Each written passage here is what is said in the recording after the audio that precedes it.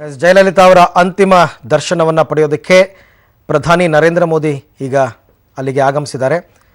ಪ್ರಧಾನಿ ನರೇಂದ್ರ ಮೋದಿ ಅವರು ಇವತ್ತು ಬೆಳಗ್ಗೆ ದೆಹಲಿಯಿಂದ ಹೊರಟು ವಿಶೇಷ ವಿಮಾನದಲ್ಲಿ ಚೆನ್ನೈಗೆ ಬಂದು ಅಲ್ಲಿಂದ ಇವಾಗ ಈ ಒಂದು ಪಾರ್ಥಿವ ಶರೀರದ ಅಂತಿಮ ದರ್ಶನಕ್ಕೆ ಏನು ವ್ಯವಸ್ಥೆ ಮಾಡಿದ್ದಾರೆ ರಾಜಾಜಿ ಹಾಲ್ಗೆ ಆಗಮಿಸಿ ಅಂತಿಮ ದರ್ಶನವನ್ನು ಪಡೆದಿದ್ದಾರೆ. ಮತ್ತು ತಮಿಳು ಚಿತ್ರರಂಗದ ಬಹುತೇಕ ಗಣ್ಯರು ರಜನಿಕಾಂತ್ ಮತ್ತು ಅವರ ಅಳಿಯ ಧನುಷ್ ಸೇರಿದಂತೆ ಎಲ್ಲರೂ ಕೂಡ ಬಂದಿದ್ದಾರೆ. ಮತ್ತು ನೀವೀಗ ರಸ್ತೆಗಳನ್ನು ನೋಡ್ತಾ ಇದ್ದೀರಾ. ಈ ರಸ್ತೆಗಳಲ್ಲಿ ಕೂಡ ಪ್ರಧಾನಿ ಆಗಮಿಸ್ತಾ ಇರ್ತಕ್ಕಂಥದ್ದು ನೋಡ್ತಾ ಇದ್ದೀರಾ.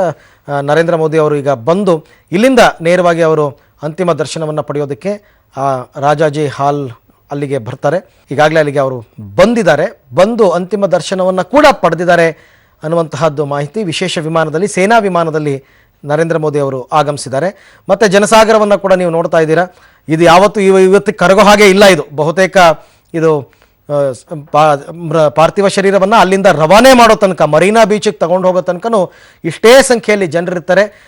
ಬೇರೆ ಬೇರೆ ಭಾಗಗಳಿಂದ, ತಮಿಳುನಾಡು ಮಾತ್ರವಲ್ಲ, ಈ ತಮಿಳಿಗರು ಬೇರೆ ಬೇರೆ ರಾಜ್ಯದಲ್ಲಿ ಏನು ನೆಲೆಸಿದ್ದಾರೆ, ಕರ್ನಾಟಕದಲ್ಲಿ, ಬೆಂಗಳೂರಿನಲ್ಲಿ, ಕೋಲಾರ, ಹೀಗೆಲ್ಲ ಏನೇನು ನೆಲೆಸಿದ್ದಾರೆ ಎಲ್ಲರೂ ಕೂಡ ಈಗ ಚೆನ್ನೈನತ್ತ ಹೋಗ್ತಾ ಇದ್ದಾರೆ. ಯಾವ ವಿಮಾನಗಳಲ್ಲೂ, ಚೆನ್ನೈಗೆ ಹೋಗುವ ಯಾವ ವಿಮಾನದಲ್ಲೂ ಕೂಡ ಸೀಟ್ಗಳು ಸಿಗ್ತಾ ಇಲ್ಲ. ಹೀಗೆ ಇರ್ತಕ್ಕಂಥದ್ದು. ನರೇಂದ್ರ ಮೋದಿ ಅವರು ಈಗ ಅಂತಿಮ ದರ್ಶನವನ್ನು ಪಡಿತಾ ಇದ್ದಾರೆ. ಸೊ ಕೊನೆಯದಾಗಿ ರಮೇಶ್, ತಾವೇನು ಹೇಳ್ತೀರಾ ಹಾಗಾದರೆ ಜಯಲಲಿತಾ ಅವರ ಬಗ್ಗೆ? ನಾವು ಅಣ್ಣವ್ರ ಬಗ್ಗೆ ಹೇಗೆ ಹೇಳ್ತಿದ್ವು, ಮತ್ತೆ ಹುಟ್ಟು ಬರಲಿ ಅಂತ ಅಷ್ಟಣ್ಣವ್ರನ್ನ, ಅದೇ ರೀತಿ ಅವ್ರ ಆತ್ಮಕ್ಕೆ ಶಾಂತಿ ಸಿಗಲಿ, ಮತ್ತೆ ಹುಟ್ಟು ಬರಲಿ ಅಂತ ಕೇಳ್ಕೊಳ್ತೀನಿ. ಅಮ್ಮ ತಾವೇನು ಹೇಳ್ತೀರಮ್ಮ? ಅದೇ ಮಾತೆ ನಾನು ಹೇಳ್ತೀನಿ. ದೇವಿ, ಈ ಮಹಾದೇವಿ ಮತ್ತೆ ನಮ್ಮ ರಾಜ್ಯಕ್ಕೆ ಹುಟ್ಟು ಬರಲಿ ಅಂತ ಕೇಳ್ಕೊತೀನಿ ನಾನು. ಆದ್ರೆ ಅಂಥವ್ರ ಅಗತ್ಯತೆ, ಅಂತ ಒಂದು ನಾಯಕತ್ವದ ಅಗತ್ಯ ಖಂಡಿತ ಇದೆ ಸರ್, ಖಂಡಿತ ಇದೆ.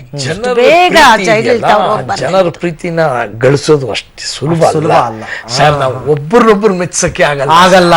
ಮನೆಯಲ್ಲಿ ಮನೆ ಕುಟುಂಬದವ್ರನ್ನ ಒಪ್ಸಕ್ಕೆ ಆಗೋದಿಲ್ಲ. ಅಂದಮೇಲೆ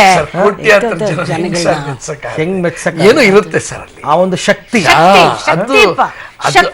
ದೇವತೆನೇ ಮತ್ತೆ ಇಲ್ಲ ಅಂದ್ರೆ ಒಪ್ಪಲ್ಲ ಸರ್ ಯಾರು. ನೋಡಿ ನೀವು, ಆಮೇಲೆ ನಂಗೆ ಯಾವಾಗ್ಲೂ ಪರ್ಸನಲ್ ಆಗಿ ಜಯಲಲಿತಾ ಅವ್ರ ಮುಖದಲ್ಲಿ ಒಂದು ರಾಜಕಳೆ ಸರ್, ಅದು ರಾಜಕಳೆ, ತೇಜಸ್ಸು ಸರ್, ತೇಜಸ್ಸು ಅಂತ ಹೇಳ್ತಾರಲ್ಲ, ಆ ಕಳೆ ನನ್ಗೆ ಯಾವಾಗ್ಲೂ ಅನ್ಕೋತಾ ಇದ್ದೆ, ಏನಪ್ಪಾ ಇಂಥ ವರ್ಚಸ್ಸು ಮುಖದಲ್ಲಿ ಅಂತ. ವರ್ಚಸ್ಸು, ಆ ಕಳೆ ಯಾರಲ್ಲೂ ಇಲ್ಲ ಸರ್.